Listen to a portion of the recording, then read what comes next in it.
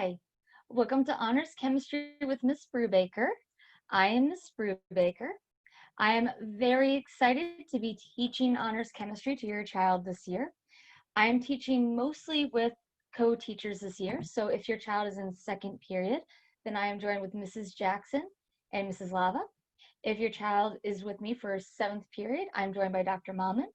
And if your child is in our eighth period, we have Dr. Malman and Mrs. Hernandez Lopez. So I'm Miss Brubaker. This is about my sixth year teaching. I'm a local. I'm from Gaithersburg, went through all of Montgomery County Public Schools, went to Penn State for college. I actually started here at Northwest High School as a para several years ago. Then I went on to teach chemistry at Springbrook High School, and then I came full circle back. I've been having a lot of fun with virtual learning. I've been getting really into making a nice studio space at my house, having a nice setup. I've got a green screen behind me so I can screen share with my class even while I'm not actually screen sharing. And I've just been having a lot of fun learning a lot of new tricks about how to Zoom and how to teach in the digital world. I'm really genuinely looking forward to it. And I've been enjoying it so far too. So the best way to contact me is through email. My primary email is my Outlook. So Caitlin_L_Brubaker@mcpsmd.org. But my MCPS Gmail works just as fine. That's the .net. And you can also send me a message through Canvas. If you send me a message through Synergy, I will get that as well. But Synergy does not thread our messages, so it's hard to tell whether or not I've responded to you if you email me through Synergy. So if you email me through Synergy, you might get more than one response. And I also have a Google Voice number, but it's mostly just used for outgoing calls. So if you get a call from 240-812-8506, it's me calling you about your child. It's attached to a Google account that I don't use as much. I didn't want to attach my personal account. So I don't always get the messages that are left there. I'm giving you this number in case you want to save it as a number to not skip to voicemail. So what are we learning in chemistry? We have 4 different units, one for each of the marking periods. Unit 1 is the geosphere, looking at elements in the basic building blocks of matter. Unit 2 is the hydrosphere. We start looking at solutions and how solutions start to interact with other things. Unit 3 is the biosphere. We look at things like the carbon cycle, the nitrogen cycle. And Unit 4 is the atmosphere. And we're looking at gases and how climate works with the larger picture. So grades, 90 to 100 is an A, 80 to 89 is a B. Pretty standard with everyone else. We're at 90-10, so 90% of the grade comes from assignments from all tasks. So quizzes, labs, projects, anything that's graded for accuracy is going to be in that 90% category. And then the 10% is practice, preparation assignments, so basically homeworks. Homeworks are really just graded for completion. Did you put in an honest effort to try, or did you not do it? Not much more to say about that, about homework, just as long as you do it. Homework is important in chemistry. There's a lot of math that can seem pretty hard, but as long as you practice it, it gets easier the more you practice. And then getting help. Your child can ask me during class questions. I very much encourage that. Anytime your child is nervous and doesn't want to ask a question out loud, we have the chat feature always enabled in our Zoom. So your child can also send me a private message in the middle of class as well. It pops up, Johnny said privately, what was the number of moles again? So I can say, oh, someone has just asked, and I don't call the child out. I respect their privacy. So children can ask me questions in class. Students can send me emails. I am also available during our Wednesday virtual check-ins. I have a link just for Wednesdays where students can see me. I'm there the entire check-in period. I'm usually there during classes I don't teach as well. And the student support periods that occur on usually Tuesdays and Fridays. I had a few students come in and check with me on Friday this past week. And I'm flexible. I'm very flexible. We're all working from home, so I'm even more flexible than usual. Right, and then our expectations.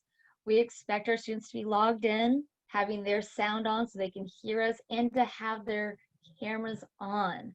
We've had a few technical glitches. Some students have had broken cameras. Some students are getting new cameras. There have been some other interesting difficulties some students have had with their cameras this week. I understand that every once in a while something might occur and a student doesn't feel comfortable turning on their camera, but it is our expectation. And I'm going to start contacting home for students who have not been having their cameras on consistently. During class, we're in class, so we should be acting like we're in class. Staying on topic, staying focused, keeping things classroom appropriate, raising their hand to talk. The nice thing about typing in the chat box is you don't always have to wait to ask your question for the chat box. You just might have to wait to hear the answer. And we are using breakout rooms. It's been fun learning how to use Zoom breakout rooms this past week. I love popping into each breakout room one at a time, seeing who's in which room. It gives students a lot of freedom to work in a group. So we really look forward to using that a lot this year in our chem team. And now to see what our class page looks like. So I'm going to screen share this at the same time. One of my favorite tricks to use in class. So when your child logs in, they're going to see this class page. I like to put just about everything they need in my Bitmoji classroom. If they right click on the Zoom links, if they click on their Zoom links, it takes you to the links to all of my classes and the Wednesday. In order to go to that link, you just need to right click and open it into a new tab, and that will take you to the Zoom meeting. Back to front page. I like to link their weekly assignments here. If they right click at the top, it takes you to the module page, or if they right click on each assignment, it will take them to their individual assignments. And if anyone misses class or wants to review what we've done in the past, I've got these past lessons. So if you go to September, and we can go and look at the first day of school, open it to a new tab. Oops. Just making sure I want to do that. And I will be posting every single lesson I do as a page. The class Zoom that I record after the fact is going to be uploaded here. Let me leave student view so you can see a bit more of what it looks like. I'll be uploading the class Zoom video here after 72 hours. I have a link to find their work that was assigned then. And then I also post the PDF of the flip chart that we went over in class that day. Right now, it really just tells them about the favorite things of their chemistry teachers. But later on in the year, it's going to have their notes, example problems, which they can then also watch in live time as well. Everything, you just click on the link you want to go to. I change my objective each day for each lesson, so this classroom changes. I have our schedule, our student schedule down here in case anyone needs to reference it. I know I've been printing it out and got it all over my house right now. And then you can also navigate my Google Classroom like any other class. The Zoom links are also here underneath Zoom. And oh, hey, this is where I'm recording right now. Their assignments, they can go to the assignments tab, but I very strongly recommend they go to the modules tab.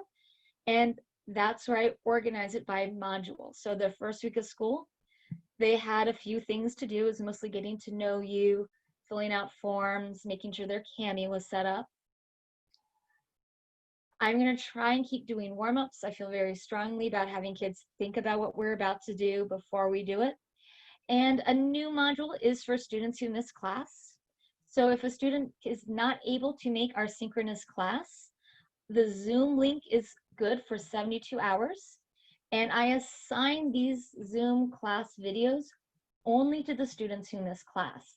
So I had 5 students who missed class on Monday, Tuesday. And so I've assigned to those 5 students. It does not count towards their final grade. It is for 0 points. All they're doing is watching the video and clicking submit to say that they did that. The reason why we have this assignment is they want us to track which students have in fact gone to see the Zoom video. So if a absence is going to be resolved, and I believe that means erased, I can say that yes, this child did watch the recording.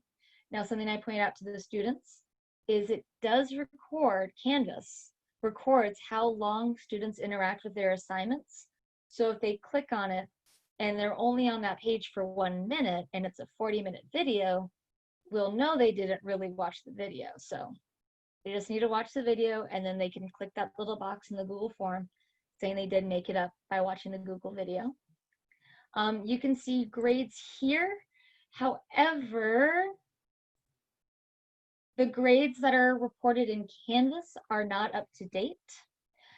The Synergy Teach Parent view is going to be a much more up-to-date view of what your child's grades are. The syllabus page just gives you an overview of our class syllabus. And it also lists all of the assignments that have been posted and are due.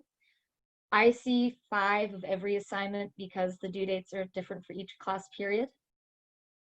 But your child should only see the ones that were assigned to them. And it also tells you when things are due on that calendar as well. If you have any questions, anything else you'd like to ask me, please feel free to reach out to my email. In fact, let me pull that slide back up.